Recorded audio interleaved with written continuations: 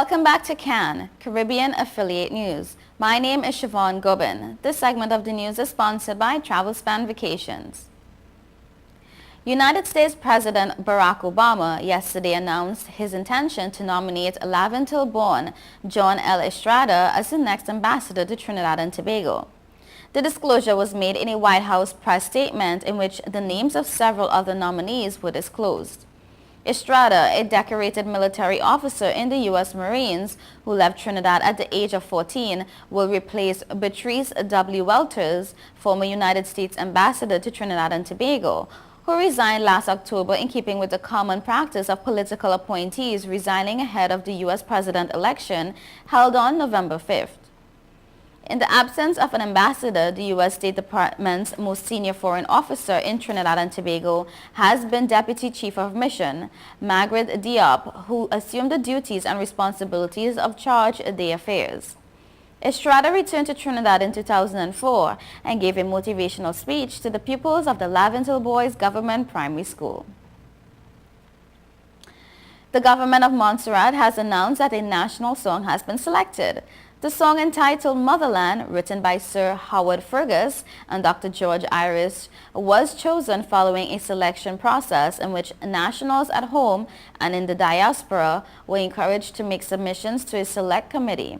The three-phase competition extended over a period of 7 months and culminated with a song showcase last Saturday at the Montserrat Cultural Center. The selection process included providing opportunities for nationals to vote for the submission of their choice, and Motherland was the runaway winner in that category. This represents a more systematic attempt to confirm a national song for Montserrat, and it is hoped that the chosen selection will be embraced by all and used appropriately. The song displayed elements of Montserrat culture, making reference to masks and drums. In Toil and Tears to Serve You Well are memorable lyrics highlighting aspects of Montserrat's history.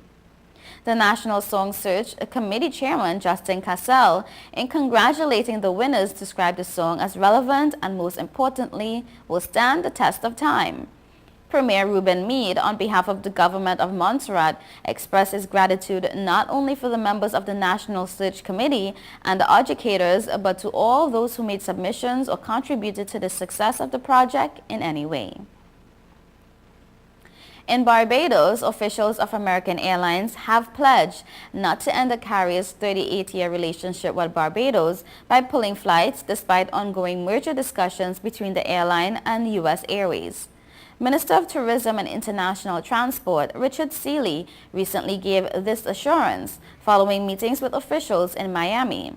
He said the airline's management had replaced the 757 aircraft with a 737 on the JFK service from New York, a move that is intended to ensure the viability of the service to Barbados. The tourism minister also revealed that discussions are being held on the resumption of flights out of the southwestern section of the United States in the future, stating that this would be based on the outcome of merger discussions. And I quote, "The Dallas flight had worked well for us, not only from the point of view of getting the business out there, but as a means of taking the pressure off of the 2 Miami flights. So American Airlines has assured us that they will not pull any flights without discussing it with us," he added. In Guyana, the Caribbean community on Tuesday put forward a case to raise the level of funding from its international development partners and increase the number of community priorities in the bilateral and regional programs of the IDPs. CARICOM Secretary General Erwin LaRocque wants to ensure that the community's positions are reflected in ongoing discussions on donor coordination and aid effectiveness, small island developing and low-lying coastal states, and the post-2015 development agenda. The Secretary General articulated the community's position on Tuesday afternoon at the 3rd High-Level Forum on Donor Coordination in Providence, Guyana, where representatives of CARICOM member states, community institutions, and the IDPs gathered for talks over a day and a half. And I quote, "CARICOM as an integration grouping approaches such issues on a collective basis. In fact, it forms part of our coordinated foreign policy. We will advance our case for improved access to resources in the ongoing discussions on the post-2015 development agenda. We will link our foreign policy positions to access to resources. We have no choice in these matters if our people are to survive and if our countries are to be placed on a path of sustainable and resilient economic growth, the Secretary General said. The engagement with the international development partners is one step towards meeting the mandate of CARICOM heads of government issued to the CARICOM Secretariat at their just concluded 34th regular meeting to design a resource mobilization strategy to ensure adequate financing of regional and national priorities to catalyze growth in member states. The IDPs will be familiarized with the community's development plans, strategies, and priorities, and the forum will jointly examine priority areas where they could assist. The forum is being held against the background of the impact the ongoing economic and financial crisis is having on the community. The current situation, which has spawned stagnant and declining growth rates, high per capita debt, falling fiscal revenues and increasing unemployment, has limited the capacity of CARICOM member states to self-finance their development. Hence, the importance of grant financing and access to concessional financial resources.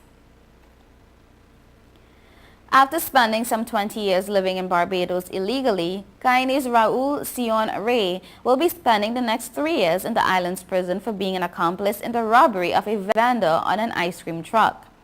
The sentence was handed down on the 27-year-old Ray Monday in the High Court, and it is an add-on to the 31 months he has already served awaiting trial for acting as a decoy to stop the truck, enabling his partner to rob the community ice cream vendor of her handbag, a cell phone, and over $1,000 in cash on November 2010.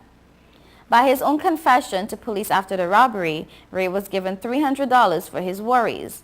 In a pre-sentencing hearing last week, the court heard a sad and unusual tale of Ray, who attended school in Barbados and after 18 years on the island, was unable to acquire citizenship.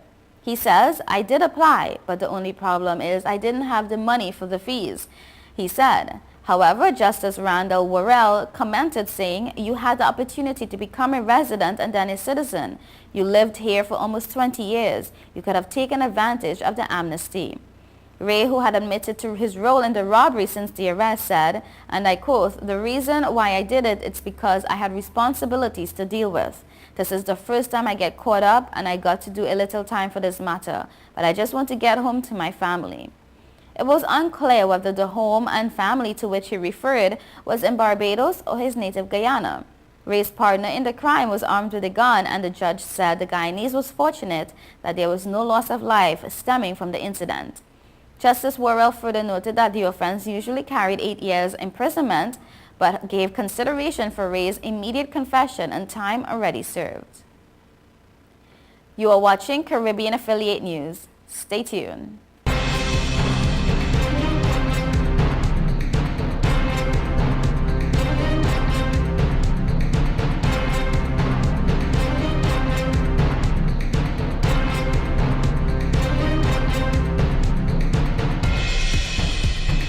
Government say it's all about the food.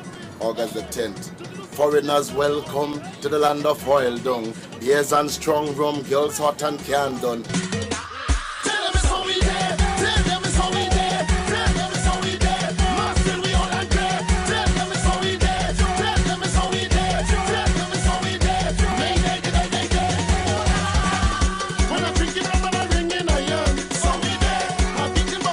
It's all about the food. Oil Dung Fest, August 10th, Lapama, I'm in the place.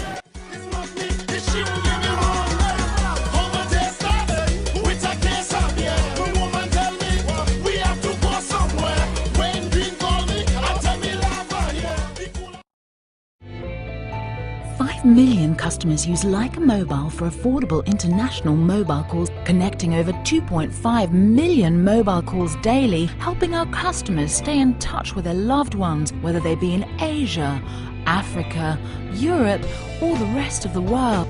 Every 5 seconds, a new Leica Mobile customer joins our growing family, helping you to make affordable international calls across the world. Leica Mobile. Call the world for less. Hey, excuse me, if you see me smiling, that's 'cause I'm chilling on Total Caribbean Network.